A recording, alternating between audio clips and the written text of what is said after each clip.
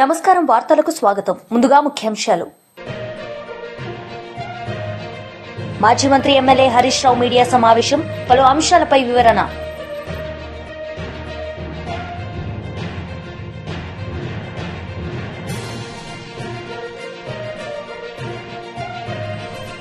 Telugu diaspora సమావేశంలో పాల్గొన్న మంత్రి నారా లోకేష్. ఈ సందర్భంగా ప్రసంగం.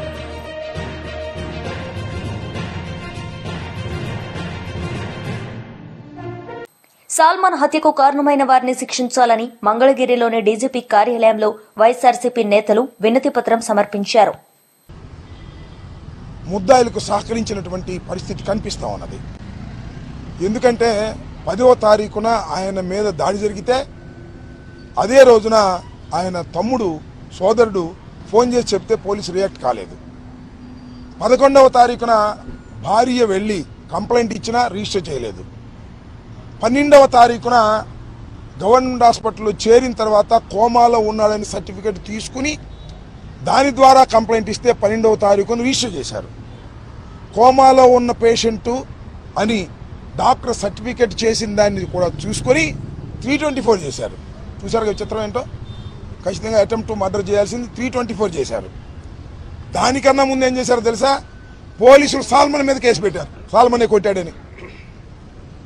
ఇలా పోలీసులు ఈ వైఖరి వల్ల అక్కడ అన్యాయంగా సాల్మన్ మరణించాడు. ఇదే విషయాన్ని పోలీసులు నిర్లక్ష్యమైనటువంటి విధానాన్ని డీజీపీ గారి యోధాన్ని వచ్చాం, ముందుగా ఇంటిమేట్ చేసి వచ్చాం. అప్పిరెడ్డి గారు లెటర్ రాశారు, మెయిల్ ఇచ్చారు, మేము వాళ్ళు 11 గంటలకు వస్తామని. సమాధానం లేదు. 4 మంత్రులు, మాజీ ఎమ్మెల్సీలు, ప్రస్తుత ఎమ్మెల్సీలు, మాజీ ఎమ్మెల్యేలు అందరం వచ్చాం. చాలాసేపు అక్కడ కూర్చున్నాం, సమాధానం లేదు. నేను ఒకటే అడిగాను, అక్కడ సీఐ గారు ఉంటే, అయ్యా డీజీపీ గారిని అడగండి, డీజీపీ గారు మా దగ్గర తీసుకుంటారా, రేపు నేను తీసుకోమనండి, లేదంటే డీజీపీ గారు ఫలానా వారికి ఇచ్చామంటే వెళ్తాం. దానికి సమాధానం లేదు. గంట సేపు కూర్చున్నాం, బయటకు వచ్చాం. ఏం చేయాలో అర్థం కాదా. నేను మనవి చేస్తున్నా, అనివార్యమైన పరిస్థితుల్లో రాష్ట్రాన్ని దౌర్జన్యాల నుంచి, రాష్ట్రాన్ని అల్లరి మూకల నుంచి. మాజీ ఎమ్మెల్యే కాసు మహేష్ రెడ్డి ప్రెస్ మీట్ నిర్వహించారు. ఈ సందర్భంగా ఆయన మాట్లాడారు. చొప్పులేసి ఆయన మీద, అంత వయసులో ఉన్న వ్యక్తి మీద చొప్పులేసి అవమానిస్తే, సెప్టెంబర్ నెలలో ఆయన దించేస్తే 4-5 నెలల్లోనే, అంటే జనవరి 1995 శోభతో కుళ్ళి తనకు జరిగిన అవమానాన్ని తలుచుకొని రోజు కృంగిపోయి కృషించి చనిపోయాడు ఎన్టీ రామారావు గారు. ఆయన చివరి ఒక సమయంలో ఎన్టీ రామారావు గారు అన్నారు,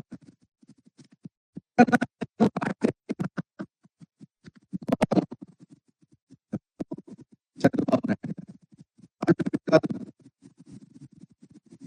ఆయన సొంత ఎన్టీ రామారావు గారు అన్న మాట చంద్రబాబు నాయుడు గారు. రాజకీయాల్లో చంద్రబాబు వంటి నిసిగ్గు నిర్జా నాయకుడు ఎవ్వరూ ఉండరు. ఇంకా చెప్పాలంటే ఆయనంత నికృష్టుడు, డటియస్ట్ నాయకుడు ఇక్కడే కాదు, దేశంలో కూడా ఎక్కడా ఉండడు అని అన్నదెవరు? మాజీ ముఖ్యమంత్రి కేసీఆర్ గారు. కేవలం ఎన్టీ రామారావు గారు చంద్రబాబు నాయుడు గారిని అంటవే కాదు, చంద్రబాబు నాయుడు గారు అన్నవి కూడా ఉన్నాయి. నైతిక విలువలు శూన్యం ఎన్టీఆర్ లో. We don't need NTR. ఇలా చెప్పుకుంటూ పోతే కోకొల్లలు. పాపం ఆయన పార్టీ పెట్టి, ఆయన పార్టీలో ఈయన జార్లా కాంగ్రెస్ పార్టీలో ఉన్నాడు, 83లో ఓడిపోయాడని వేరే విషయం. ఆయన పార్టీ లాక్కొని ఆయనే యూజ్లెస్, నైతిక విలువలు లేని వ్యక్తి అని అనిపించుకోవాల్సి వచ్చింది.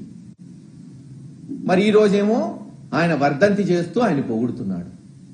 ఎప్పుడు ఏ అవకాశం దొరికితే ఆ అవకాశం. ఒకరోజు పొగట్టం ఎన్టీ రామారావు గారిని, ఒకరోజు తిట్టడం. ఒకరోజు బీజేపీ, ఒకరోజు కాంగ్రెస్, ఒకరోజు కమ్యూనిస్టులు, ఒకరోజు టీఆర్ఎస్. ఒకరోజు పొగుడతాం, ఒకరోజు తిడతాం, ఒకరోజు కలుస్తాం, ఒకసారి వదిలేస్తాం. అవకాశ రాజకీయానికి పరాకాష్ట ఇంతకన్నా ఉండదు కూడా. ఇచ్చిన హామీలు నిలబెట్టుకోండియా బాబు అని జగన్మోహన్ రెడ్డి గారు ప్రశ్నిస్తుంటే, రైతుల్ని కాపాడండి, పంటలు పోయినాయి, గిట్టుబాటు ధర లేదు, దారుణంగా తయారైంది పరిస్థితి, మీరు ఇస్తానన్న అన్నదాత సుఖీభవ పోయిన సంవత్సరం ఎగ్గొట్టారు, ఈ సంవత్సరం ఈ సంక్రాంతికి 20,000 ఇవ్వాలి, ఇప్పటికి 12,000 13,000 ఇచ్చారు, మిగతాది ఇయ్యండి అని అడుగుతున్నాడు జగన్మోహన్ రెడ్డి గారు. వేరేదేమీ లేదే. ఆడోళ్ళకి ఇస్తానన్న నెలకి 1,500, సంవత్సరానికి 18,000 ఇవ్వండి, నిరుద్యోగ భృతి 4,000 ఇవ్వండి, అమ్మఒడి అందరికీ ఇవ్వండి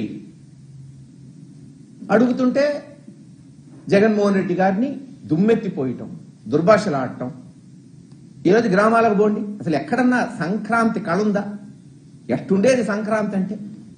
కళకళలాడుతూ, షాపులు కిటకిటలాడుతూ, రెస్టారెంట్లు, సినిమా థియేటర్లు, అసలు వీధుల్లో జనం ఊరేగింపులా ఉండేది. పల్లెటూళ్ళ నుంచి పట్టణాలకు వచ్చి దిగులు పడిపోయి ఉన్నారు. ఎందుకు కారణం?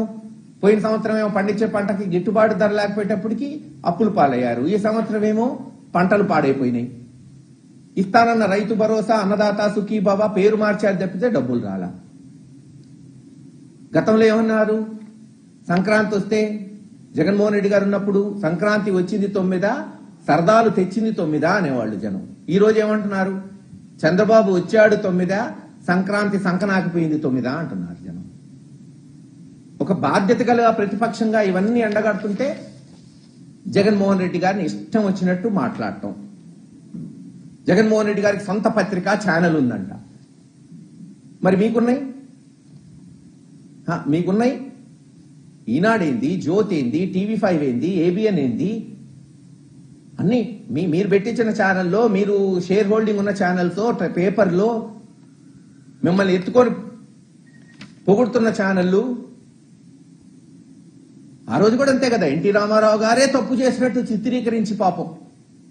బహుశా సాక్షి లాంటి పత్రిక ఆ రోజు ఉంటే ఎన్టీ రామారావు గారు ముఖ్యమంత్రిగా కొనసాగేవారేమో. ఆయన దురదృష్టకరం. అసలు సాక్షి ఎందుకు వచ్చిందండి? ఎన్టీ రామారావు గారిని ఎలాగైతే లేని పోని కథనాలు రాస్తూ ఆయన్ని ఒక దుర్మార్గుళ్లాగా ప్రజలకు చూపెట్టాలనుకున్నారో అదే రాజశేఖర రెడ్డి గారిని చేస్తూ వచ్చారు 2004 నుంచి. బ్రహ్మాండంగా రుణమాఫీ లేదు, NREGS పథకం, ఇందిరమ్మ ఆదర్శ గ్రామాలు, జలయజ్ఞం అసలు మార్చేశాడు. భరించలేక లేనిపోని కథనాలు, పతాక శీర్షికలు, కుంకాలు రాస్తుంటే తప్పదనే దాంట్లో పుట్టిందే నిజం, నిర్భయంగా ప్రజలకు తెలియాలని పుట్టిందే సాక్షి. ఎస్, 2009లో బ్రహ్మాండంగా నిజాలు ప్రజలకు తెలియజేసినాయి కాబట్టి రాజశేఖర రెడ్డి గారు తెలుగు డయాస్పోరా సమావేశంలో పాల్గొన్న మంత్రి నారా లోకేష్ ఈ సందర్భంగా ఆయన మాట్లాడారు. తెలుగులో జోష్ ఎదురుపోతుంది. జర్మనీ నుంచి వచ్చిన వారు ఉన్నారు, డెన్మార్క్ నుంచి వచ్చిన వారు ఉన్నారు, స్విట్జర్లాండ్ లో కూడా ఉన్నారు. సుమారుగా 20 దేశాల నుంచి ఈ రోజు గౌరవ ముఖ్యమంత్రి శ్రీ నారా చంద్రబాబు నాయుడు గారు కలిసేదానికి మీరందరూ పెద్ద ఎత్తున ఈ కార్యక్రమాల్లో పాల్గొనడం జరిగింది. గౌరవ ముఖ్యమంత్రి గారు మా అందరికి ఒక విషయం చెప్పారు. మేము రాష్ట్రంలో ఎక్కడికి వెళ్ళినా, నేను దేశంలో ఎక్కడికి వెళ్ళినా, ప్రపంచంలో ఒక ప్రభుత్వ కార్యక్రమాలకు వెళ్తే తప్పనిసరిగా మొదటిగా తెలుగు వాళ్ళని కలవాలి, వాళ్ళతో సమావేశం ఏర్పాటు చేసుకున్న తర్వాతనే మీరు ఏ కార్యక్రమాలలో పాల్గొనాలని ఆయన గతంలోనే చెప్పారు. మాతో చేపిస్తే కాకుండా ఒక ఆదర్శంగా నిలబడి అధికారంలోకి వచ్చిన తర్వాత వరల్డ్ ఎకనామిక్ ఫోరం లో 2సారి పాల్గొనడానికి వచ్చినప్పుడు జ్యూరిక్ లో ఉన్న తెలుగు వాళ్ళందరినీ కలిసేదానికి గౌరవ ముఖ్యమంత్రి గారు ఈ సమావేశం ఏర్పాటు చేసుకోవడం జరిగింది. వాస్తవంగా చెప్పాలంటే ఈ సమావేశం ప్రజాప్రభుత్వానికి ఒక అదృష్టం లాంటిది. ఎందుకంటే కరెక్ట్ గా సంవత్సరం క్రితం ఇలాంటి సమావేశం ఏర్పాటు చేసుకున్నాం. ఇప్పుడే రాము చెప్పినట్లు మనకు తెలియదు పెట్టుబడులు వస్తాయా, ఎలాంటి పరిస్థితులు ఉంటామని. కానీ ఈ సమావేశ అదృష్టం కనుకనే యావత్ భారతదేశంలో ఏ రాష్ట్రంలోకి రాని విధంగా 18 నెలల్లో సుమారుగా 23.5 లక్షల కోట్ల పెట్టుబడి, తద్వారా 16 లక్షల మంది యువతి యువకులకి ఉద్యోగాలు కల్పించడానికి ఒప్పందాలు కుదుర్చుకున్నాం. పెద్దలు చెప్పినట్లు భారతదేశంలో 100 రూపాయలు పెట్టుబడి వస్తే దాంట్లో 25.3 రూపాయలు ఈ రోజు ఆంధ్ర రాష్ట్రానికి వస్తుందంటే నంబర్ 1 లో ఉన్నామంటే దానికి కారణం మన గౌరవ ముఖ్యమంత్రి శ్రీ నారా చంద్రబాబు నాయుడు గారు. తెలుగువారి ఆత్మగౌరవం కాపాడింది ఒక వ్యక్తి. మీసం తిప్పి తెలుగువాడి సత్తా ఏంటో ఢిల్లీకి చూపించిన ఒక వ్యక్తి. తెలుగువాడి పౌరుషం ఏంటో ఢిల్లీకి చూపించిన వ్యక్తి. ఆయన పేరు చెప్తే ఢిల్లీ దడదల్లాడిన రోజులు. ఆ 3 అక్షరాల పేరు ఎన్టీఆర్. విశ్వవిఖ్యాత నరసార్వభౌమ స్వర్గశ్రీ నందమూరి తారక రామారావు గారు. ఆయన తెలుగుదేశం పార్టీ స్థాపించారు కనుకనే తెలుగు జాతికి గుర్తింపు వచ్చింది. గతంలో మనందరినీ మెద్రాసీలు అనేవారు. ఆ చరిత్ర తిరిగి రాసిన వ్యక్తి అన్న ఎన్టీఆర్. ఆయన ఏ ఆశయాలతో అయితే తెలుగుదేశం పార్టీ స్థాపించారో దానికి ఇంకొక చక్రం జోడించి డెవలప్మెంట్ ఎజెండాగా పెట్టుకున్నారు ఈ వ్యక్తి. అప్పట్లో ఐటీ అని, ఇప్పుడు ఏకంగా క్వాంటమ్ అని మనందరినీ ముందుకు నడిపిస్తున్నారు. అంతేకాదు వేరే రాష్ట్రాలకి లేనిది మన రాష్ట్రానికి ఆ వ్యక్తి ఉంది. ఆ వ్యక్తి కూడా 3 అక్షరాలే, మన సిబిఎన్. 2024 ఎన్నికల ముందల చాలా మంది నన్ను అడిగారు, ఆంధ్ర రాష్ట్రం ఇప్పటికీ నష్టపోయింది, 5 సంవత్సరాలు పరిపాలనలో మనం 30 సంవత్సరాలు వెనక్కి మీకేముంది, మీకు ఆ భరోసా ఎక్కడి నుంచి వస్తుందంటే నేను ఒకటే చెప్పా, మాకు ఉంది వేరే రాష్ట్రాలకి లేనిది మన గౌరవ ముఖ్యమంత్రి చంద్రబాబు నాయుడు గారు. ఈరోజు గూగుల్లో పెట్టుబడి కానివ్వండి, ఆర్సిలర్ మిత్తల్ పెట్టుబడి కానివ్వండి, టీసీఎస్, కాగ్నిసెంట్, సలపురి సత్వ, ఏఎన్ఎస్ఆర్, రెన్యూబుల్ ఎనర్జీలో పెద్ద ఎత్తున పెట్టుబడులు కానివ్వండి, ఏ రంగంలో తీసుకున్నా కూడా ఈరోజు పారిశ్రామికవేత్తలు ఆంధ్ర రాష్ట్ర వైపు చూస్తున్నారంటే దానికి కారణం మన గౌరవ ముఖ్యమంత్రి శ్రీ నారా చంద్రబాబు నాయుడు గారు. ఒక మాటలో చెప్పాలంటే ఆయన చాలా రేర్ పీస్, యూనిక్ పీస్. నేను మా నాయకులందరినీ ఒకటే చెప్తా, ఆయన్ని మనం బ్లైండ్ గా ఫాలో అవ్వాలని. ఎందుకంటే ఇంకో విజన్ ఉంది. ఆయన ప్రపంచం రాబోయే 20 సంవత్సరాలు ఎక్కడికి వెళ్తుందో ముందు చూపున్న వ్యక్తి. ఆనాడు పెద్ద ఎత్తున ఇంజనీరింగ్ కాలేజీలు తీసుకొస్తే ఎగతాళి చేసిన వారు ఎంతో మంది ఉన్నారు. హైదరాబాద్ ఎయిర్పోర్ట్ నిర్మించడానికి 5,000 ఎకరాలు కావాలంటే ఆనాడు చాలా మంది ఎగతాళి చేశారు. ఈ రోజు చూడండి హైదరాబాద్ ఎయిర్పోర్ట్ ఏ స్థాయికి వెళ్ళిందో. ఇంతేకాదు ఎర్ర బస్సు రాని ఊరికి ఎయిర్పోర్ట్ అవసరమా అని గతంలో ఎగతాళి చేసిన వారిని చూసాం. ఈ రోజు అక్కడనే భోగాపుర ఏర్పాటు నిర్మించిన గొప్ప వ్యక్తి చంద్రబాబు నాయుడు గారు. 1995-96లో ఆయన ఐటీ అంటే ఆనాటి ఆదివాసీల అతిపెద్ద పండుగైన మేడారం సమ్మక్క సారలమ్మ పుణ్యక్షేత్రం పునరుద్ధరణ పూర్తయిన నేపథ్యంలో ముఖ్యమంత్రి రేవంత్ రెడ్డి ప్రజలకు అంకితం చేశారు. ఈ చారిత్రాత్మక ఘట్టంలో ముఖ్యమంత్రి కుటుంబ సమేతంగా సమ్మక్క సారలమ్మ అమ్మవార్లను దర్శించుకుని ఆశీర్వాదం పొందారు.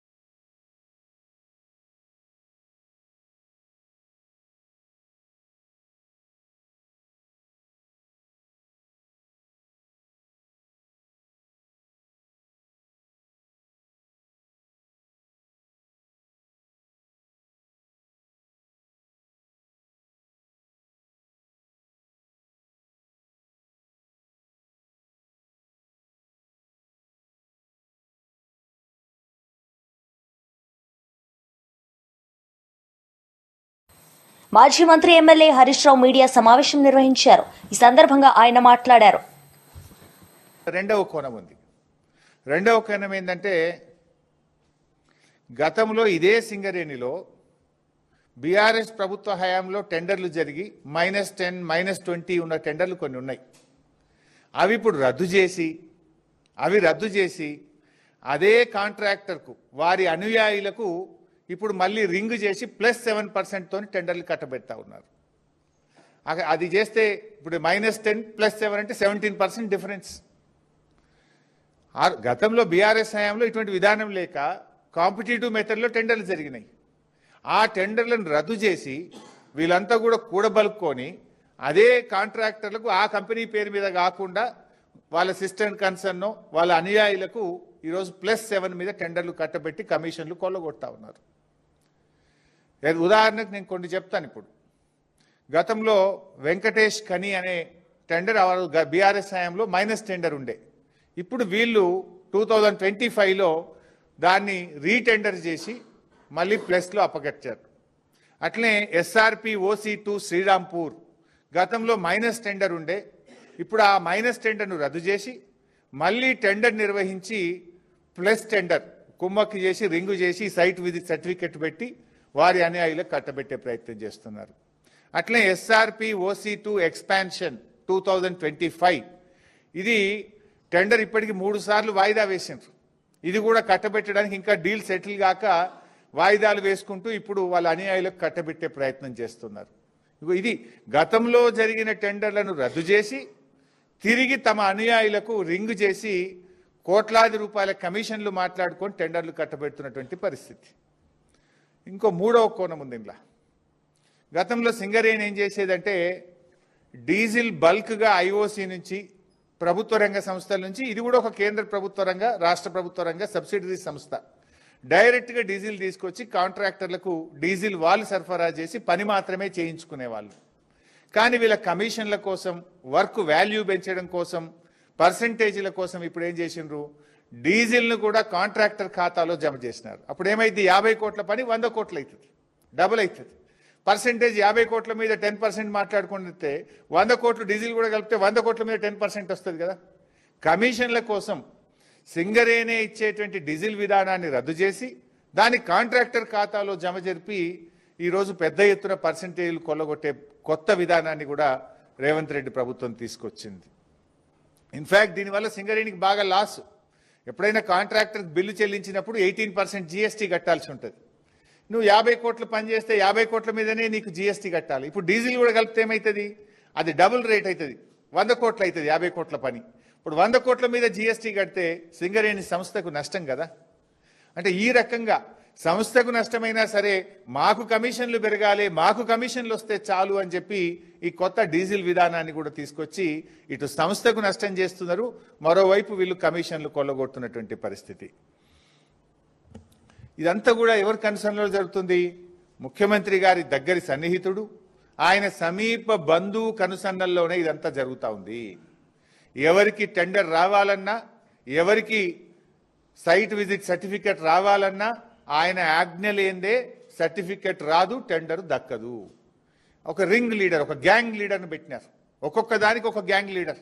సింగరేణికి కూడా ఒక గ్యాంగ్ లీడర్ని పెట్టి ఇలా ఆయన కనుసన్నల్లో ఇక్కడ సైట్ విజిట్ సర్టిఫికెట్లు, టెండర్లు దక్కించుకునేటువంటి విధానాన్ని ఇలా ఈ ప్రభుత్వం, రేవంత్ రెడ్డి ప్రభుత్వం తీసుకొచ్చింది.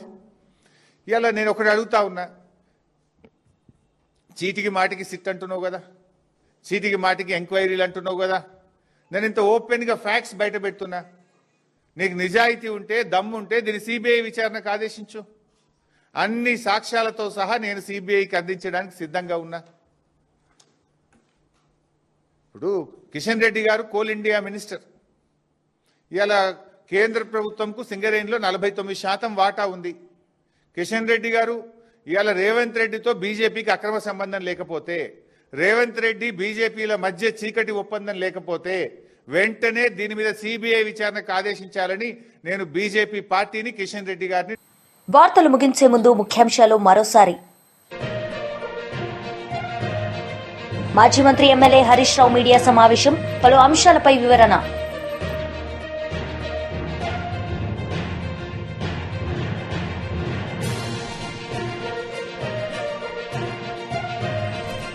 తెలుగు డయాస్పోరా సమావేశంలో పాల్గొన్న మంత్రి నారా లోకేష్. ఈ సందర్భంగా ప్రసంగం.